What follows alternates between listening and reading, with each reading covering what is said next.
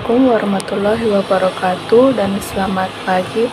Hai teman-teman, kembali lagi dengan saya di video yang ke-8 ini. Perkenalkan, nama saya Melisa dengan NIM 4524091077. Saya dari Fakultas Psikologi Universitas Boswa. Di video yang ke-8 ini, saya akan membahas materi tentang pemahaman konsep aksiologi dalam filsafat ilmu. Mari kita simak penjelasannya.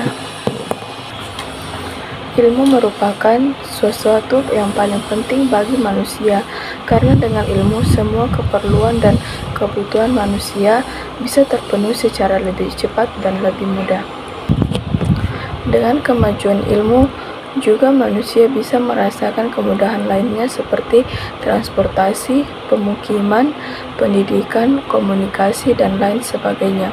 Singkatnya, ilmu merupakan sarana untuk membantu manusia dalam mencapai tujuan hidupnya. Kemudian timbul pertanyaan, apakah ilmu selalu merupakan berkah dan penyelamat bagi manusia? Dan memang sudah terbukti dengan kemajuan ilmu pengetahuan, manusia dapat menciptakan berbagai bentuk teknologi, misalnya pembuatan bom yang pada awalnya untuk memudahkan kerja manusia, namun kemudian dipergunakan untuk hal-hal yang bersifat negatif. Disinilah ilmu harus diletakkan secara proporsional dan memihak pada nilai-nilai kebaikan dan kemanusiaan. Sebab jika ilmu tidak berpihak kepada nilai-nilai, maka yang terjadi adalah bencana dan malapetaka. Untuk lebih mengenal apa yang dimaksud dengan aksiologi, penulis akan menguraikan beberapa definisi tentang aksiologi diantaranya. Yang pertama, aksiologi berasal dari perkataan aksio atau Yunani yang berarti nilai dan logos yang berarti teori. Jadi aksiologi adalah teori tentang nilai. Yang kedua, sedangkan arti aksiologi yang terdapat di dalam bukunya Junjun S. Surya Sumantri, Filsafat Ilmu, sebuah pengantar populer bahwa aksiologi diartikan sebagai teori nilai yang berkaitan dengan kegunaan dari pengetahuan yang diperoleh. Yang ketiga, menurut Bramel, aksiologi terbagi dalam 3 bagian. Yang pertama, moral konduk, yaitu tindakan moral. Bidang ini melahirkan disiplin khusus, yakni etika. Yang kedua, aesthetic expression, yaitu ekspresi keindahan. Bidang ini melahirkan keindahan. Yang ketiga, socio-political life, yaitu kehidupan sosial politik yang akan melahirkan filsafat sosiopolitik. Dalam Encyclopedia of Philosophy dijelaskan, aksiologi disamakan dengan value and valuation. Ada 3 bentuk value and valuation. A. Nilai digunakan sebagai kata benda abstrak dalam pengertian yang lebih sempit seperti baik, menarik, dan bagus. Lewis menyebutkan bahwa alat untuk mencapai beberapa tujuan seperti nilai instrumental atau menjadi baik atau sesuatu yang menarik, sebagai nilai inherent atau kebaikan seperti estetis dari sebuah karya seni, sebagai nilai intrinsic atau menjadi lebih dalam dirinya sendiri, sebagai nilai kontributor atau nilai yang merupakan pengalaman yang memberikan kontribusi. B. Nilai sebagai kata benda konkret. Contohnya, ketika kita berkata sebagai nilai atau nilai-nilai, ia seringkali dipakai untuk merujuk kepada sesuatu yang bernilai, seperti nilainya, nilai dia, dan sistem nilai dia. Kemudian dipakai untuk apa-apa yang memiliki nilai atau bernilai sebagaimana berlawanan dengan apa-apa yang tidak dianggap baik atau bernilai. Yang C. Nilai juga digunakan sebagai kata kerja dalam ekspresi menilai, memberi nilai, dan dinilai. Dari definisi-definisi mengenai aksiologi di atas, terlihat dengan jelas bahwa permasalahan yang utama adalah mengenai nilai. Nilai dimaksud adalah sesuatu yang dimiliki manusia untuk melakukan berbagai pertimbangan tentang apa yang dinilai. teori tentang nilai yang dalam filsafat mengacu pada permasalahan etika dan estetika.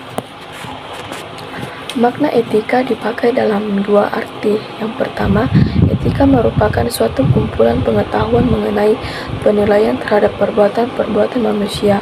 Arti yang kedua merupakan suatu predikat yang dipakai untuk membedakan hal-hal, perbuatan-perbuatan atau manusia-manusia yang lain. Seperti ungkapan ia bersifat etis atau ia seorang yang jujur, atau pembunuhan merupakan sesuatu yang tidak susila. Etika menilai perbuatan manusia, maka lebih tepat kalau dikatakan bahwa objek formal etika adalah norma-norma kesusilaan manusia, dan dapat dikatakan pula bahwa etika mempelajari tingkah laku manusia ditinjau dari segi baik dan tidak baik di dalam suatu kondisi yang normatif, yaitu kondisi yang melibatkan norma-norma. Sedangkan estetika berkaitan dengan nilai tentang pengalaman keindahan yang dimiliki oleh manusia terhadap lingkungan dan fenomena di sekelilingnya. Nilai akan menjadi subjektif apabila subjek sangat berperan dalam segala hal. Kesadaran manusia menjadi tolok ukur segalanya atau eksistensinya. Nilai objektif muncul karena adanya pandangan dalam filsafat tentang objektivisme. Objektivisme ini beranggapan bahwa tolok ukur suatu gagasan berada pada objeknya, sesuatu yang memiliki kadar secara realitas benar-benar ada. Kemudian bagaimana dengan nilai dalam ilmu pengetahuan? Nilai objektif hanya menjadi tujuan utamanya. Dia tidak mau terikat dengan nilai-nilai subjektif. Perkembangan dan kemajuan ilmu pengetahuan telah menciptakan berbagai bentuk kemudahan bagi manusia. Namun, apakah hal itu selalu demikian? Bahwa ilmu pengetahuan dan teknologinya merupakan berkah atau penyelamat bagi manusia, terbebas dari kutuk yang membawa malapetaka dan kesengsaraan. Memang dengan jalan mempelajari teknologi seperti pembuatan bom atom, manusia bisa memanfaatkan wujudnya sebagai sumber energi bagi keselamatan manusia. Tetapi di pihak lain hal ini bisa juga berkaitan sebaliknya, yakni membawa manusia kepada penciptaan bom atom. Berkaitan ilmu dengan nilai-nilai moral atau agama sebenarnya sudah terbantahkan ketika Kopernikus mengemukakan teorinya bumi yang berputar mengelilingi matahari. Sementara ajaran agama menilai sebaliknya, maka timbullah interaksi antara ilmu dengan moral yang berkonotasi metafisik. Sedangkan di pihak lain terdapat keinginan agar ilmu mendasarkan kepada pernyataan-pernyataan yang terdapat dalam ajaran-ajaran di bidang keilmuan, diantaranya agama. Dalam kurun waktu ini, para ilmuwan berjuang untuk menegakkan ilmu berdasarkan penafsiran alam sebagaimana adanya dengan semboyan ilmu yang bebas nilai.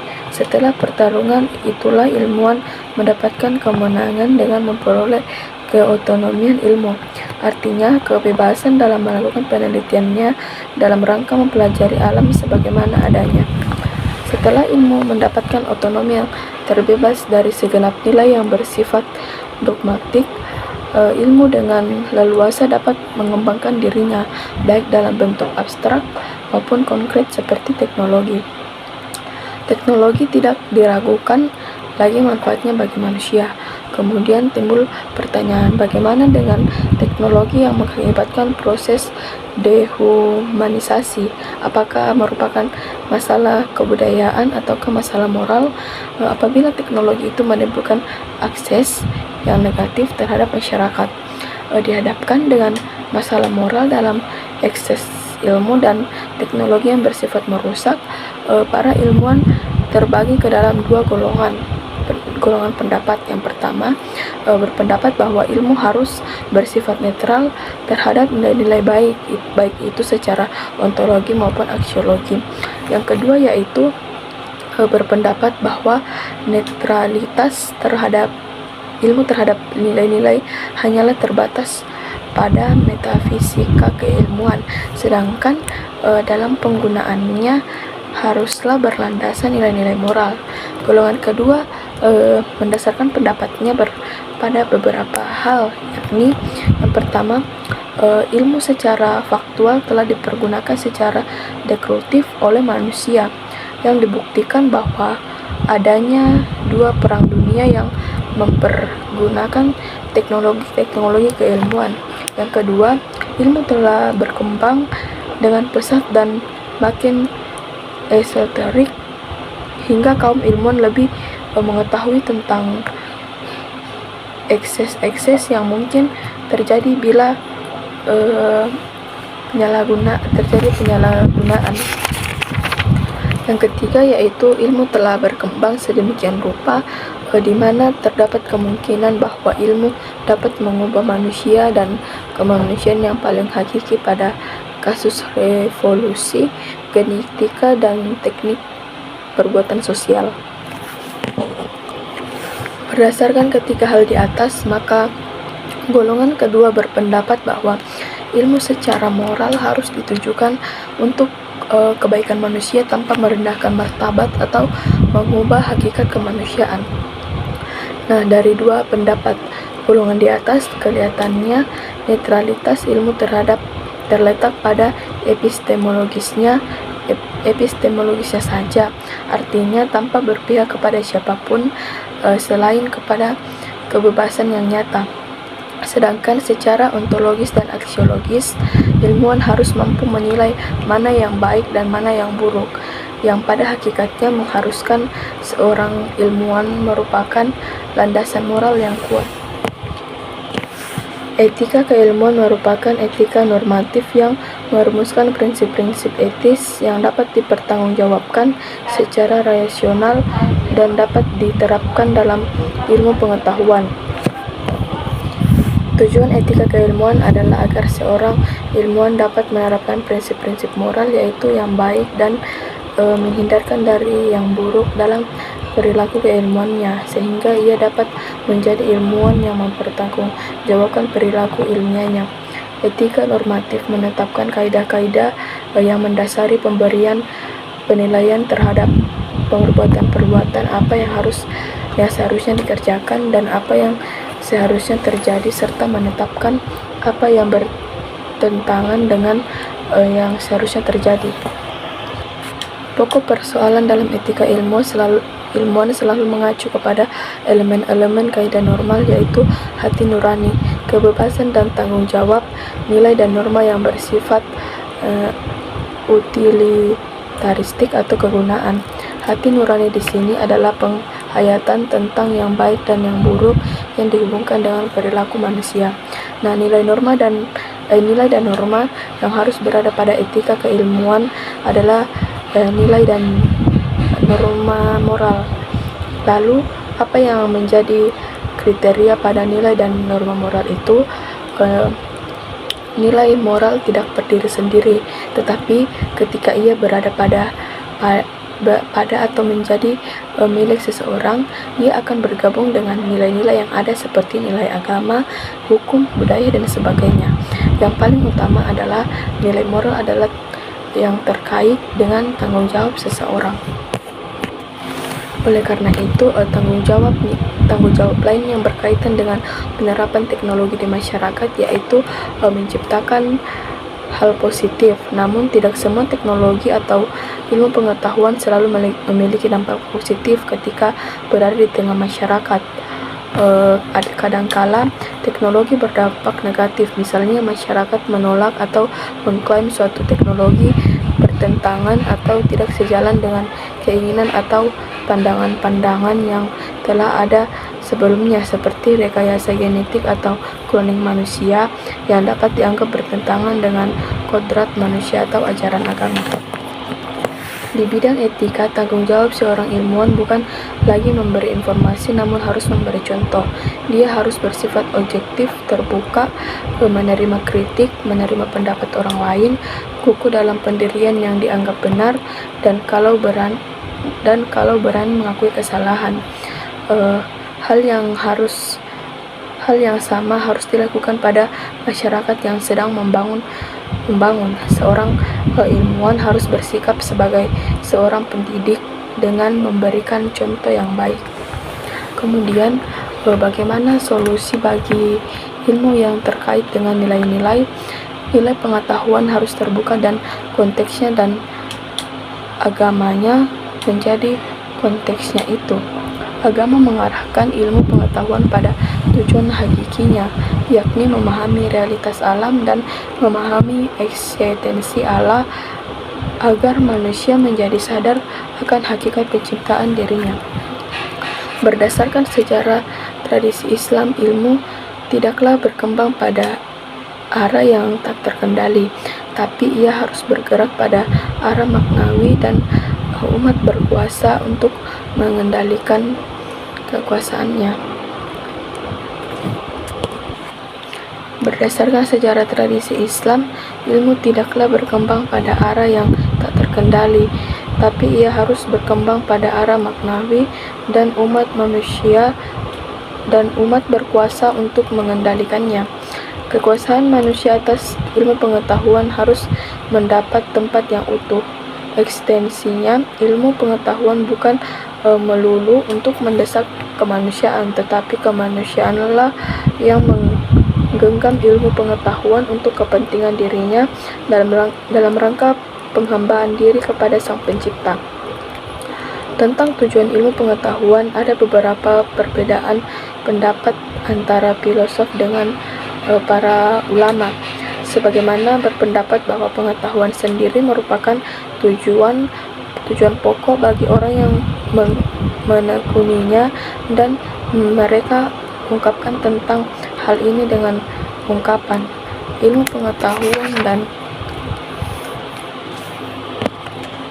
pengetahuan untuk ilmu pengetahuan, seni untuk seni, sastra untuk sastra, dan lain sebagainya. Menurut mereka, ilmu pengetahuan hanyalah sebagai objek kajian untuk mengembangkan ilmu pengetahuan sendiri. Menurut pendapat yang kedua ini, ilmu pengetahuan itu untuk meringankan beban hidup manusia atau untuk membuat manusia senang, karena dari ilmu pengetahuan itulah yang nantinya akan melahirkan teknologi. Teknologi jelas sangat dibutuhkan oleh manusia untuk mengatasi berbagai masalah seperti kehidupan pangan, sandang, energi, kesehatan, dan lainnya. Sedangkan pendapat yang lainnya cenderung menjadikan ilmu pengetahuan sebagai alat untuk meningkatkan kebudayaan dan kemajuan bagi umat manusia secara keseluruhan.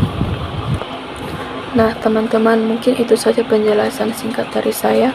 Mohon maaf jika ada kesalahan kata, mohon dimaafkan.